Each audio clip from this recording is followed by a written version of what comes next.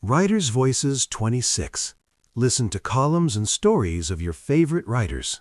Our today's column is The Elements of Power by famous writer and diplomat Dr. Maleeha Lodhi.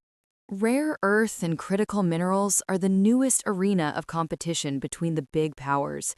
While China dominates the global supply of these minerals, the U.S. is trying to catch up by rushing to strike mineral resources deals with several countries and taking other initiatives. Over the decades, China built a near monopoly in the extraction and processing capacity of rare earth minerals, which are used in electronics, electric cars, radars, and military weapon systems. Last year, President Donald Trump saw how China pushed back against his tariffs by imposing curbs on exports of rare earth minerals. This threatened U.S. industry and forced Washington to back down. He has since stepped up efforts to reduce dependence on China by seeking to develop alternate sources of supply and make new investments. His stated aim to seize Greenland is mostly driven by this. Trump has also announced the establishment of a strategic critical minerals stockpile named Project Vault, worth $12 billion, in an effort to reduce the risk to manufacturers from supply disruptions, while his administration tries to deal with China's dominance in rare earths and other metals. Last week, Washington hosted a critical minerals ministerial to which delegations from 50 countries were invited, with the aim of forming a preferential trade bloc and seeking collaboration to diversify supply chains. An insightful new book describes how China came to establish its ascendancy in the battery sector by making strategic investments much earlier, while the U.S. focused on oil and the technologies of the past.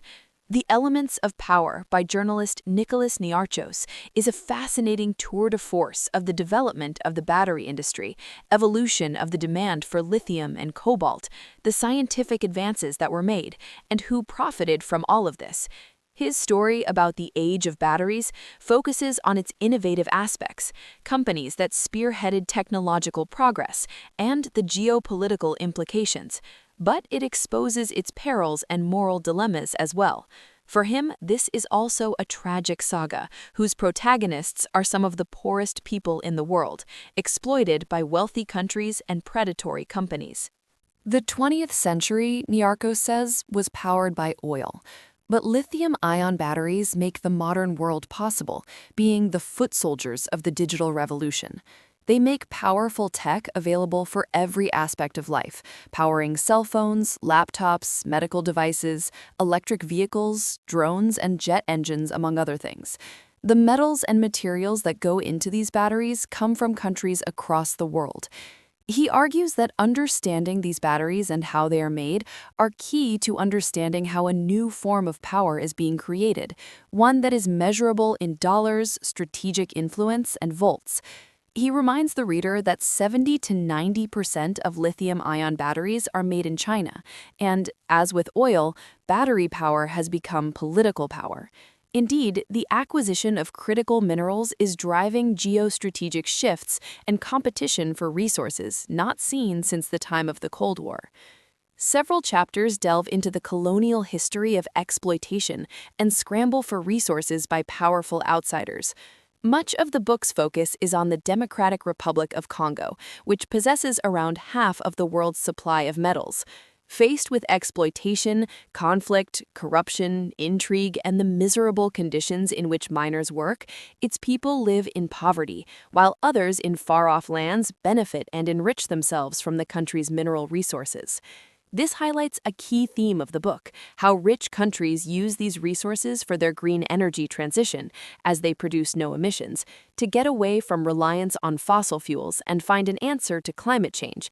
But it comes at the expense of environmental damage and abuses, including child labor where these resources are mined. As the author puts it, at the bottom of the supply chain, people have toiled in squalid conditions, in poverty and human bondage to extract the minerals needed to make these batteries. The chapters on how China achieved major milestones in the development of the battery industry are particularly insightful.